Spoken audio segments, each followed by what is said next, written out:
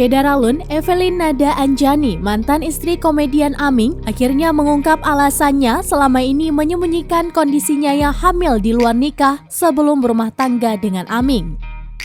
Sebelumnya, Aming belak-belakan mengungkap bahwa Evelyn Nada Anjani sudah hamil saat mereka belum menikah. Aming menyebut Evelyn hamil duluan. Bukannya menyesal, Aming justru bangga membuat Evelyn hamil meski belum menikah walaupun akhirnya istrinya keguguran. Sementara itu, Evelyn Nada Anjani juga membenarkan jika dirinya hamil di luar nikah. Namun kala itu Evelyn justru sengaja merahasiakan kehamilannya tersebut. Rupanya Evelyn Nada Anjani ingin menjaga nama baik Aming dari hujatan masyarakat, sehingga ia tidak pernah ungkap soal kehamilannya.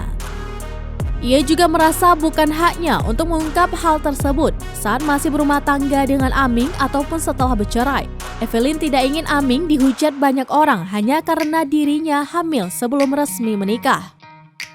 Evelyn sadar orang-orang tak pernah setuju dengan perceraian, apalagi saat itu Aming yang mengajaknya bercerai.